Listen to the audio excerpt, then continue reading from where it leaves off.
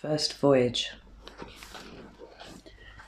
I had inherited considerable wealth from my parents, and, being young and foolish, I had first squandered it recklessly upon every kind of pleasure. But presently, finding that riches speedily take themselves wings if managed as badly as I was managing mine, and remembering also that to be old and poor is misery indeed, I began to bethink me of how I could make the best of what still remained. I sold all my household goods by public auction, and joined a company of merchants who traded by sea, embarked with them at Balsora in a ship which we fitted out among ourselves. We set sail and took our course towards the East Indies by the Persian Gulf, having the coast of Persia upon our left hand, and upon our right the shores of Arabia Felix. I was at first much troubled by the uneasy motion of the vessel, but speedily recovered my health, and since that hour have been no more plagued by seasickness. From time to time we landed at various islands where we sold or exchanged our merchandise, and one day, when the wind dropped suddenly, we found ourselves becalmed close to a small island which rose only slightly above the surface of the water. Our sails were furled, and the captain gave all who wished permission to land for a while and amuse themselves. I was among the number, but when, after strolling about for some time, we lighted a fire and sat down to enjoy the repast which we had brought with us, we were startled by a sudden and violent trembling of the island. At the same moment, those left upon the ship set up an outcry, bidding us to come on board for our lives, since what we had taken for an island was nothing but the back of a sleeping whale. Those who were nearest to the boat threw themselves into it, others sprang into the sea, but before I could save myself, the whale plunged suddenly into the depths of the ocean, leaving me clinging to a piece of wood which we had brought to make our fire. Meanwhile a breeze had sprung up, and in the confusion that ensued on board our vessel, in hoisting the sails, and taking up those who were in the boat and clinging to its sides, no one missed me, and I was left to the mercy of the waves. All that day I floated up and down, now beaten this way, now that, and when night fell I despaired for my life. But weary and spent as I was, I clung to my frail support, and great was my joy when the morning light showed me that I had drifted against an island. The cliffs were high and steep, but luckily for me some tree roots protruded in places, and by their aid I climbed up at last and stretched myself upon the turf at the top, where I lay, more dead than alive, till the sun was high in the heavens. By that time I was very hungry, but after some searching I came upon some edible herbs and a clear spring of water, and much refreshed I set out to explore the island. Presently I reached upon a great plain where a grazing horse was tethered, and as I stood around looking at it I heard voices talking, apparently underground. In a moment a man appeared who asked me how I came upon the island. I told him my adventures and heard in return that he was one of the grooms of Mirage, the king of the island, and that each year they came to feed their master's horses in this plain. He took me to a cave where his companions were assembled, and, when I had eaten the food they had set before me, they bade me think myself fortunate to have come upon them when I did, since they were going back to their master on the morrow, and, without their aid, I could certainly have never found my way to the inhabited part of the island. Early the next morning we accordingly set out, and when we reached the capital I was graciously received by the king, to whom I related my adventures. He ordered that I should be well cared for and provided with such things as I needed. Being a merchant, I sought out men of my own profession, particularly those who came from foreign countries, as I hoped in this way to hear news from Baghdad and find some means of returning thither. The capital was situated upon the seashore and visited by vessels from all parts of the world. In the meantime I heard many curious things and answered many questions concerning my own country, for I talked willingly with all who came to me. Also, to while away the time of waiting, I explored a little island named Cassel, which belonged to King Mirage, and was supposed to be inhabited by a spirit named Degiol. Indeed, the sailors assured me that often at night the playing of timbrels could be heard upon it. However, I saw nothing strange upon my voyage, saving some fish that were a full 200 cubits long, but fortunately even more in dread of us than we of them, and fled from us if we did but strike upon a board to frighten them. Other fishes there were only a cubit long, and these had heads like owls. One day after my return, as I went down to the quay, I saw a ship which had just cast anchor and was discharging her cargo, while the merchants to whom it belonged were busily directing the removal of it to their warehouses. Drawing nearer, I presently noticed that my own name was marked upon some of the packages, and after having carefully examined them, I felt sure that these were indeed those which I had put on board our ship at Balsora. I then recognized the captain of the vessel, but as I was certain he believed me to be dead, I went up to him and asked who owned the packages at which I was looking. There was on board my ship, he replied, a merchant of Baghdad named Sinbad.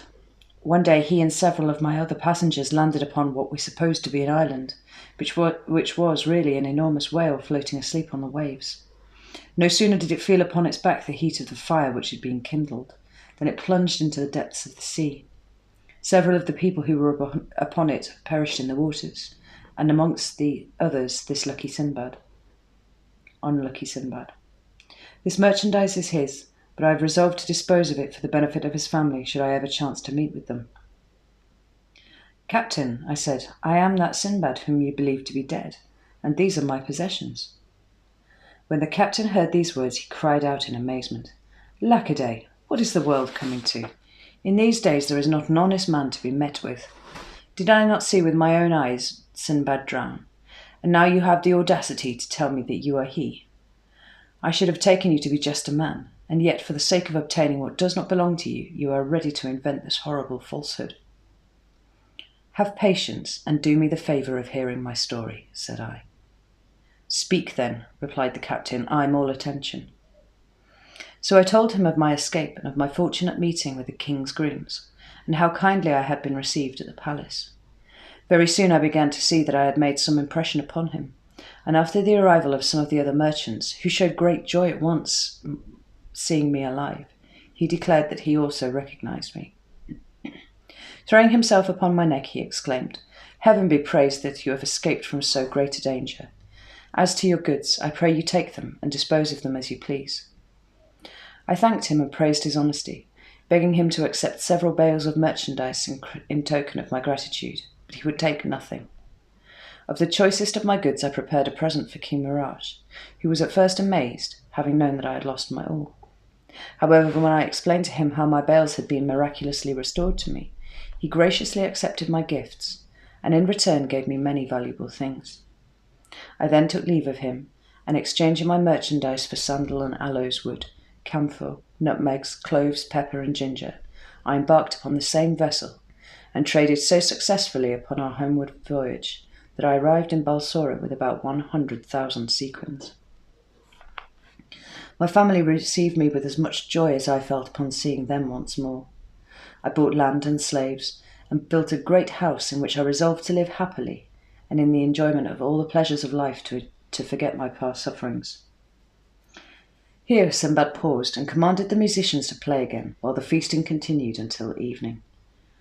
When the time came for the porter to depart, Sinbad gave him a purse containing 100 sequins, saying, Take this, Hindbad, and go home. But tomorrow come again, and you shall hear more of my adventures. The porter retired, quite overcome by so much generosity, and you may imagine that he was well received at home, where his wife and children thanked their lucky stars that he had found such a benefactor. The next day Hindbad, dressed in his best, returned to the voyager's house and was received with open arms. As soon as all the guests had arrived, the banquet began as before, and when they had feasted long and merrily, Sinbad addressed them thus, My friends, I beg you will give me your attention while I relate the adventures of my second voyage, which you will find even more astonishing than the first. The second voyage. I had resolved, as you know, on my return from my first voyage, to spend the rest of my days quietly in Baghdad. But very soon I grew tired of such an idle life, and longed once more to find myself upon the sea.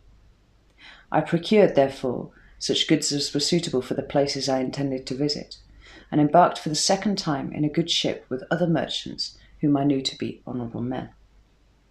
We went from island to island, often making excellent bargains, until one day we landed at a spot which, though covered with fruit trees and abounding in springs of excellent water, appeared to possess neither houses nor people. While my companions wandered here and there gathering flowers and fruit, I sat down in a shady place, and having heartily enjoyed the provisions and the wine I had brought with me, I fell asleep, lulled by the murmur of a clear brook which flowed close by. How long I slept I know not, but when I opened my eyes and started to my feet, I perceived with horror that I was alone and the ship was gone. I rushed to and fro like one distracted, uttering cries of despair, and when from the shore I saw the vessel under full sail just disappearing upon the horizon, I wished bitterly enough that I had been content to stay at home in safety. Since wishes could do me no good, I presently took courage and looked about me for a means of escape. When I had climbed a tall tree, I first of all directed my anxious glances towards the sea. But finding nothing hopeful there, I turned landward, and my curiosity was excited by a huge dazzling white object, so far off that I could not make out what it could be. Descending from the tree, I hastily collected what remained of my provisions and set off as fast as I could go towards it. As I drew near, it seemed to me to be a white ball of immense size and height, and when I could touch it, I found it marvellously smooth and soft. As it was impossible to climb it, for it presented no foothold, I walked around it, seeking some opening, but there was none. I counted, however, that it was at least 50 paces round. By this time the sun was near setting, but quite suddenly it fell dark. Something like a huge black cloud came swiftly over me, and I saw with amazement that it was a bird of extraordinary size which was hovering near. Then I remembered I had often heard the sailors speak of a wonderful bird called a roc, and it occurred to me that the white object which had so puzzled me must be its egg. Sure enough, the bird settled slowly down upon it, covering it with its wings to keep it warm, and I cowered close beside the egg in such a position that one of the bird's feet, which was as large as the trunk of a tree, was just in front of me.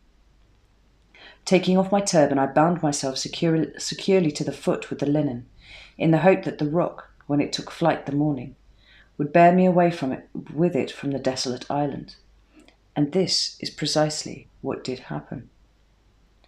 As soon as the dawn appeared, the bird rose into the air, carrying me up and up until I could no longer see the earth, and then suddenly it descended so swiftly that I almost lost consciousness. When I became aware that the roc had settled, and I was once again upon solid ground, I hastily unbound my turban from its foot and freed myself, and not a moment too soon.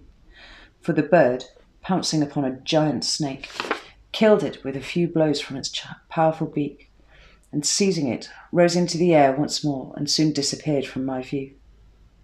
When I had looked about me, I began to doubt if I had gained anything by quitting the desolate island. The valley in which I found myself was deep and narrow and surrounded by mountains, which towered into the clouds, and were so steep and rocky that there was no way of climbing their sides. As I wandered about, seeking anxiously for some means of escape from this trap, I observed that the ground was strewn with diamonds, some of them of astonishing size. This sight gave me much pleasure, but my delight was speedily dampened when I also saw numbers of horrible snakes, so long and so large that the smallest of them could have swallowed an elephant with ease. Fortunately for me, they seemed to hide in the caverns of the rocks by the day, and only came out by night, probably because of their enemy, the roc. All day long I wandered up and down the valley, and when it grew dusk I crept into a little cave. Having blocked up the entrance to it with a stone, I ate part of my little store of food and lay down to sleep. But all through the night the serpents crawled to and fro, hissing horribly, so that I could scarcely close my eyes for terror. I was thankful when the morning light appeared, and, when I judged by the silence that the serpents had retreated to their dens, I came tremblingly out of my cave and wandered up and down the valley once more, kicking the diamonds contemptuously out of my path, for I felt that they were indeed vain things to a man in my situation. At last, overcome with weariness, I sat down upon a rock, but I had hardly closed my eyes when I was startled by something that fell to the ground with a thud close beside me. It was a huge piece of fresh meat, and as I stared at it, several more pieces rolled over the cliffs in different places. I had always thought that the stories the sailors told of the famous Valley of Diamonds, and of the cunning way which some merchants had devised for getting at the precious stones, were mere travellers' tales invented to give pleasure to the hearers, but I now perceived that they were surely true. These merchants came to the valley at the time when the eagles, which keep their eyries in the rocks, had hatched their young. The merchants then threw great lumps of meat into the valley. These, falling with so much force upon the diamonds, were sure to take up some of the precious stones with them, when the eagles pounced upon the meat and carried it off to their nests to feed their hungry broods. Then the merchants, scaring away the parent birds with shouts and cries, would secure their treasures. Until this moment I had looked upon the valley as my grave, for I had seen no possibility of getting out of it alive. But I now took courage and began to devise a means of escape. I began by picking up all the largest diamonds I could find, and storing them carefully in the leathern wallet which held my provisions. This I tied securely to my belt. I then chose the piece of meat which seemed the most suited to my purpose, and with the aid of my turban bound it firmly to my back. This done, I lay down upon my face and awaited the coming of the eagles. I soon heard the flapping of their mighty wings above me, and had the satisfaction of feeling one of them seize upon my piece of meat, and me with it, and rise slowly toward his nest, into which he presently dropped me. Luckily for me, the merchants were on the watch, and setting up the usual outcries, they rushed to the nest, scaring away the eagle. Their amazement was great when they discovered me, also their disappointment, and with one accord they fell to abusing me for having robbed them of their usual profit. Addressing myself to the one who seemed most aggrieved, I said, "I am sure, if you knew all I had suffered, you would show more kindness towards me. And as for diamonds, I have enough here for the very best of you, and me, and all your company." So saying, I showed them to him. The others all crowded around me, wondering at my adventures and admiring the device by which I had escaped from the valley. When they had led me to their camp and examined my diamonds, they assured me that, in all the years they had carried on their trade, they had seen no stones to be compared with them for size and beauty. I found that each merchant chose a particular nest and took his chance of what he might find in it. So I begged the one who owned the nest to which I had been carried to take as much as he would of my treasure, but he contented himself with one stone, and that by no means the largest, assuring me that with such a gem his fortune was made, and he need toil no more. I stayed with the merchants several days, and then as they were journeying homeward, I gladly accompanied them. Our way lay across high mountains infested with frightful serpents, but we had the good luck to escape them, and come at last to the seashore. Thence we sailed to the Isle of Roha, where the camphor trees grow to such a size 100 men could shelter under one of them with ease. The sap flows from an incision made high up in the tree into a vessel hung there to receive it, and soon hardens into the substance called camphor, but the tree itself withers up and dies when it is so treated. In this same island we saw the rhinoceros, an animal that is smaller than the elephant and larger than a buffalo. It has one horn about a cubit long, which is solid but has a furrow from the base to the tip. Upon it is traced in white lines the figure of a man. The rhinoceros fights with the elephant and, transfixing him with his horn, carries him off upon his head. But becoming blinded with the blood of his enemy, he falls helpless to the ground. Then comes the roc and clutches them both in his talons and takes them to feed his young. This doubtless astonishes you, but if you do not believe my tale, go to Roha and see for yourself. For fear of wearying you, I pass over in silence many other wonderful things which we saw in this island. Before we left, I exchanged one of my diamonds for much goodly merchandise, by which I profited greatly on our homeward journey. At last we reached Balsora, whence I hastened to Baghdad, where my first action was to bestow large sums of money upon the poor, after I had settled down to enjoy tranquilly the riches I had gained with so much toil and pain. Having thus related the adventures of his second voyage, Sinbad again bestowed 100 sequins upon Hindbad, inviting him to come again on the following day and hear how he had fared on his third voyage. The other guests also departed to their home, but all returned at the same hour next day, including the porter, whose former life of hard work and poverty already seemed to him like a dream. Again, after the feast was over, did Sinbad claim the attention of his guests and begin the account of his third voyage. See you tomorrow night.